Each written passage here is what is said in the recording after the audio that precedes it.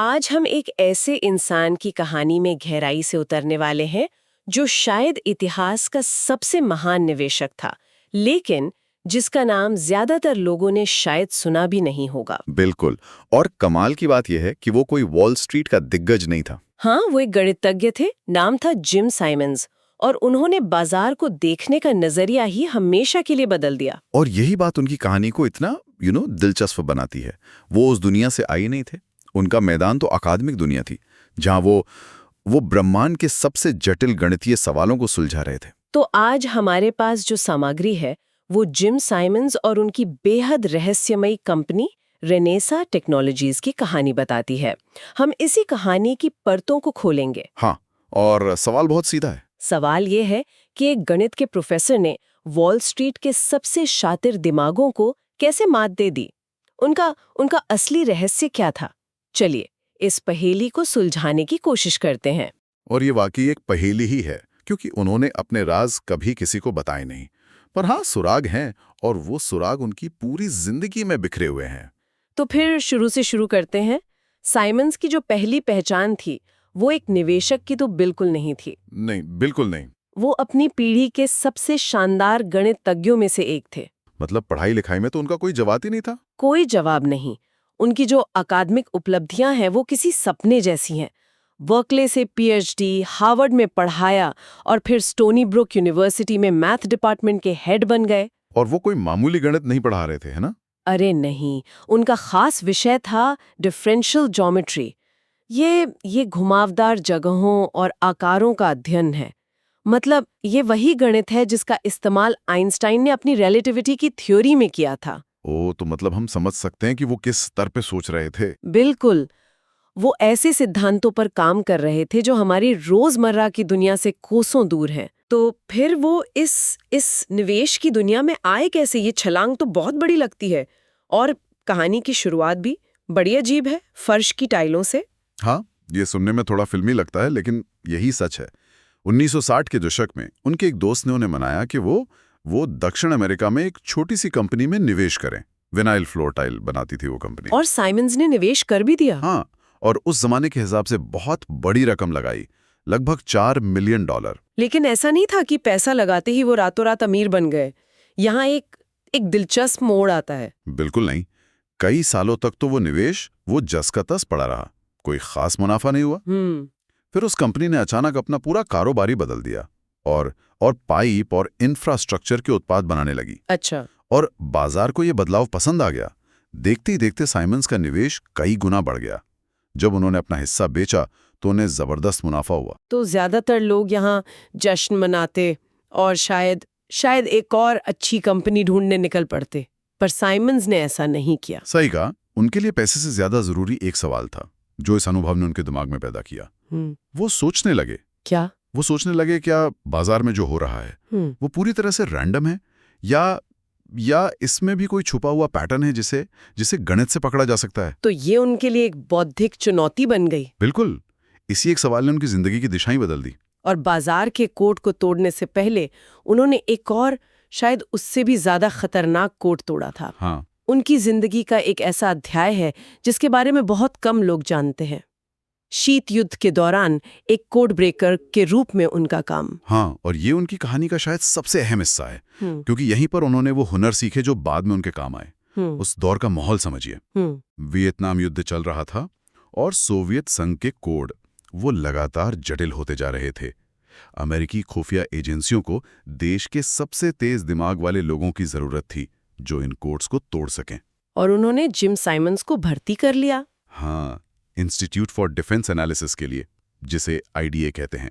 तो ये कोई अकादमिक रिसर्च नहीं थी, ये तो असली जासूसी का काम था। बिल्कुल, जिसके नतीजे सीधे युद्ध के मैदान पर असर डालते थे। वो एन्क्रिप्टेड संदेशों के ढेर में से गणितीय पैटर्न और कमजोरियां ढूंढते थे। मतलब ये राष्ट्रीय सुरक्षा का टॉप सीक्रेट काम था। हाँ, आप दुश्मन की हरकतों को समझने की कोशिश कर रहे थे। एक छोटी सी गलती के नतीजे बहुत बड़े हो सकते थे, चाहे वो युद्ध का मैदान हो या शेयर बाजार। मुझे लगता है इसी हाई स्टेक माहौल ने उन्हें सिखाया कि मॉडल का 100% सटीक होना कितना जरूरी है। तो उनके लिए ये सिर्फ एक और दिलचस्प पहेली नहीं थी, पहेली जरूर थी, पर एक ऐसी पहेली जिसे हल करने पर जिंदगियां बच सकती थी।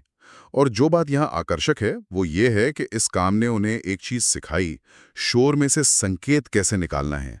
मतलब बहुत सारे बेकार डेटा के बीच काम की जानकारी ढूंढना। बिल्कुल।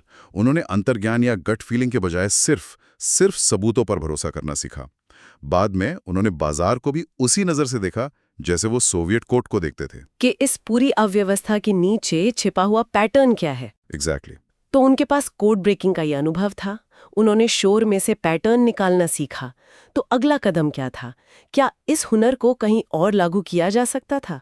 और उन्होंने सबसे शोर वाली जगह चुनी, बाजार। हाँ, 1978 में उन्होंने अकादमिक दुनिया को अलविदा कहा और एक निवेश कंपनी शुरू की, मोनीमेट्रिक्स। हाँ, पहले नाम था मोनीमेट्रिक्स, जो बाद में रेनेसा टेक्नोलॉजीज बनी। और यहीं उनकी सबसे क्रांतिकारी सोच सामने आती है। कैसे? देखिए, जब कोई हेज फंड शुरू करता है तो वो किसे काम पर रखता है? वॉल स्ट्रीट के सबसे सफल, सबसे अनुभवी ट्रेडर्स को। साइमंस ने इसका ठीक उल्टा किया। ये तो अजीब बात है। मतलब आप एक फाइनेंस कंपनी शुरू कर रही हैं और ऐसे लोगों को काम पर रख रहे हैं जिन्हें फाइनेंस का फ भी नहीं पता। बिल्कुल। क्या वो जानबूझकर ऐसे लोगों को ढूंढ रहे थे जो बाजार के बारे में पहले से बनी धारणाओं से दूषित न हो? आपने बिल्कुल सही पकड़ा। साइमंस का मानना था कि बाजार का अनुभव वो लोगों में गलत आदतें डाल देता है।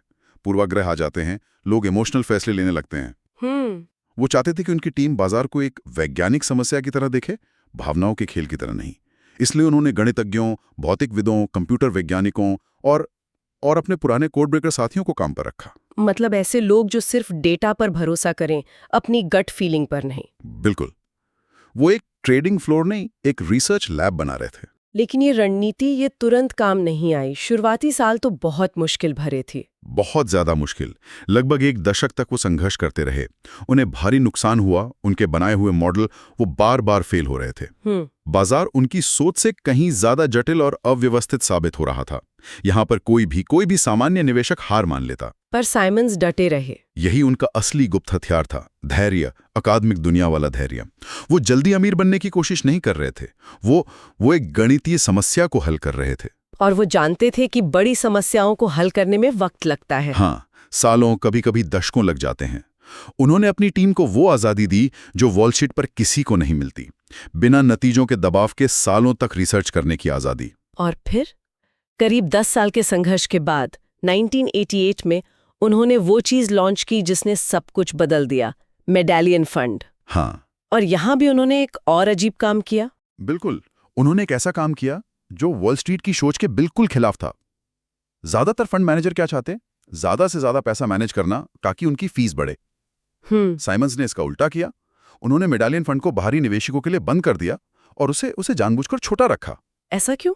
वो ये समझते थे कि बहुत ज्यादा पैसा होने पर आप बाजार की छोटी छोटी वो जो अक्षमताएं होती हैं उनका फायदा नहीं उठा सकते।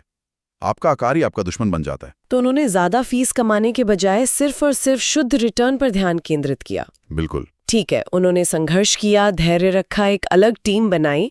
लेकिन क्या इसका कोई नतीजा निकला? अब उन आंकड़ों की बात करते हैं, क्योंकि ये सच में अविश्वसनीय है। ये आंकड़े ये निवेश की दुनिया में किसी चमत्कार से कम नहीं है। 1988 से 2018 तक पूरे 30 साल। हाँ, पूरे 30 साल मेडालियन फंड ने फीस काटने से पहले औसतन 66% का वार्षिक रिटर्न दिया। 66%। 1 मिनट, 66% हर साल। हर साल। इसकी तुलना करने के लिए निवेश की दुनिया में जिसे भगवान का दर्जा दिया जाता है, वॉरेन बफेट, उनका रिटर्न कितना रहा है? वॉरेन बफेट का औसत रिटर्न लगभग 20% सालाना रहा है, जिसे अपने आप में एक अजूबा माना जाता है। और साइमंस ने उनसे 3 गुना से भी ज्यादा कमाया। से ज्यादा। और ये 66% का आंकड़ा तो फीस से पहले का है। फीस काटने के बाद भी, जो कि बहुत ज्यादा थी, मेडालियन फंड ने सालाना लगभग 39% का रिटर्न दिया। इसे असल पैसों में समझते हैं ताकि इसकी भयावहता समझ में आए। जरूर। अगर किसी ने 1988 में मेडालियन फंड में मान लीजिए सिर्फ $1000 लगाए होते, हाँ, और उसे निकालने की गलती ना की होती, तो 2018 तक यानी 30 साल बाद वो रकम बढ़कर $42 मिलियन हो जाती। रुकिए, ये आंकड़ा फिर से दोहराइए। $1000 का $42 मिलियन। $42 मिलियन? ये सचमुच यकीन करने लायक नहीं है। ये तो निवेश नहीं है, ये तो जैसे हकीकत के लिए कोई चीट कोड है। बिल्कुल। और अगर वही $1000 आपने सामान्य शेयर बाजार यानी S&P 500 में लगाए होते तो वो सिर्फ $40,000 बनते। तो मेडेलियन फंड शेयर बाजार से 1000 गुना ज्यादा लाभदायक था। 1000 गुना। और एक और बात जो इसे और भी हैरान करने वाली बनाती है वो है इसकी निरंतरता। अच्छा। 33 सालों में मेडेलियन फंड को सिर्फ 1 साल नुकसान हुआ। सिर्फ 1 साल। 2008 के वित्तीय संकट के दौरान भी वे मुनाफे में थे। ये लगभग असंभव है। तो अब वो सवाल जिस पर सभाकर अटक जाते हैं, उन्होंने ये किया कैसे? हम जानते हैं कि वो बहुत गोपनीय थे, उन्होंने कभी अपनी रणनीति का खुलासा नहीं किया, लेकिन कुछ तो अंदाजा होगा। उनका सटीक फॉर्मूला तो आज भी एक रहस्य है, लेकिन उनके सिद्धांतों के बारे में हम कुछ बातें जानते हैं। उनका एक प्रसिद्ध कथन है, क्या?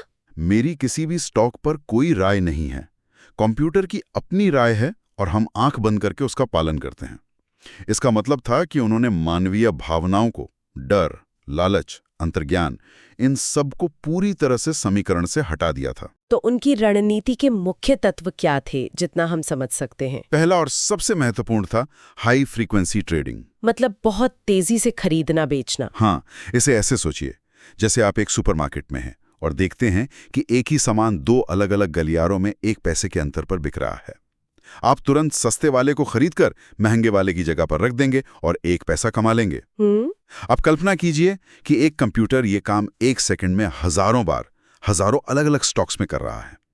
हर बार मुनाफा बहुत छोटा होता है, लेकिन कुल मिलाके ये बहुत बड़ा हो जाता है। और दूसरा उसूल था विविधीकरण या डाइवर्सिफिकेशन, लेकिन उन्होंने इसे एक अलग ही लेवल पर पहुंचा दिया।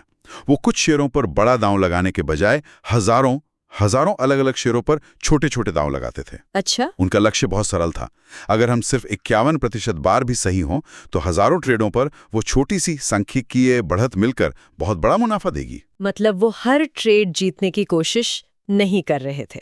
नहीं, वो बस ऑड्स को अपने पक्ष में रखने की कोशिश कर रहे थे। और तीसरा और चौथा तत्व? तीसरा था निरंतर सुधार। वो कभी आत्मसंतुष्ट नहीं हुए। उन्हें पता था कि बाजार एक जिंदा चीज की तरह है, वो बदलता है, पैटर्न गायब हो जाते हैं। इसलिए उनकी टीम लगातार अपने मॉडल को बेहतर बनाती रही। और चौथा था कंप्यूटिंग शक्ति। 80 और 90 के दशक में जब ज्यादातर फर्में कैलकुलेटर इस्तेमाल कर रही थीं, तब साइमंस सुपर कंप्यूटर पर भारी निवेश कर रहे थे। इससे वो इतना ज्यादा डेटा प्रोसेस कर पाते थे जो किसी और के लिए संभव ही नहीं था। लेकिन यहाँ एक सवाल उठता है। आज क्वांटिटेटिव फाइनेंस एक बहुत बड़ा उद्योग है। कई लोगों ने उनकी नकल करने की कोशिश की, पर कोई भी मेडेलियन के आसपास भी नहीं पहुंच पाया। क्यों? ये सबसे महत्वपूर्ण सवाल है, और इसका जवाब सिर्फ एल्गोरिदम में नहीं है। सबसे बड़ा अंतर वो संस्कृति का था। संस्कृति का मतलब? वॉल स्ट्रीट बोनस और तिमाही नतीजों पर जीता है। साइमंस ने एक यूनिवर्सिटी के रिसर्च डिपार्टमेंट जैसा माहौल बनाया। 10 साल तक बिना कोई नतीजा दिए किसी समस्या पर काम करने की आजादी, ये वॉल स्ट्रीट पर किसी को नहीं मिलती। तो उनका असली गुप्त हथियार उनका एल्गोरिदम नहीं था? नहीं, उनका असली गुप्त हथियार था धैर्य और एक वैज्ञानिक संस्कृति। तो इस सब का क्या मतलब है? सिर्फ बहुत सारा पैसा बनाने के अलावा उनकी कहानी आज हमारे लिए क्यों मायने रखती है? उनकी विरासत क्या है? इसके कई गहरे कारण हैं।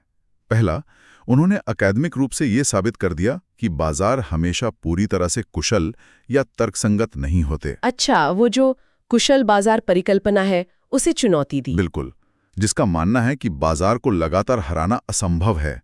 साइमंस ने उसे गलत साबित कर दिया। उन्होंने दिखाया कि बाजार में छोटी छोटी दरारें हैं, सेकंड या मिनट के लिए, जहां पैटर्न मौजूद हैं। उन्होंने बस उन दरारों को ढूंढ निकाला। और निवेश की दुनिया पर उनका क्या असर हुआ?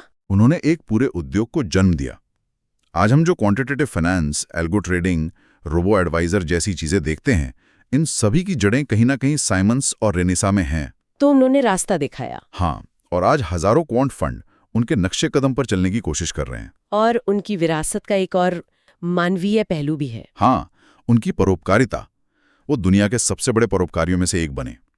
उन्होंने अपने फाउंडेशन के माध्यम से गणित और विज्ञान अनुसंधान के लिए अरबों डॉलर का दान दिया। तो एक तरह से वो अपने पहले प्यार यानी गणित के पास लौट आए। बिल्कुल।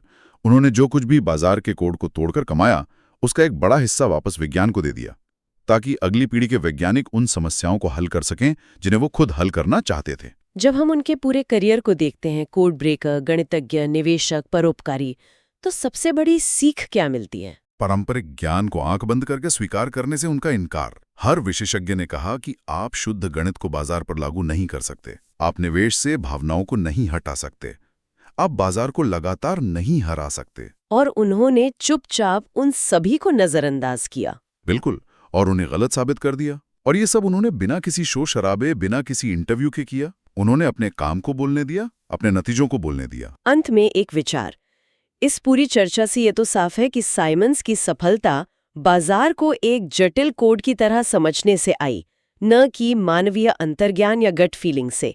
और ये आज हमारे लिए एक बड़ा सवाल खड़ा करता है। जैसे जैसे एल्गोरिदम्स और एआई हमारी दुनिया में वित्त से लेकर चिकित्सा तक हर क्षेत्र में एक बड़ी भूमिका निभा रहे हैं, मानवीय निर्णय और अंतर्ज्ञान की भविष्य में क्या भूमिका होगी? हमें मशीन पर कब भरोसा करना चाहिए और खुद पर कब?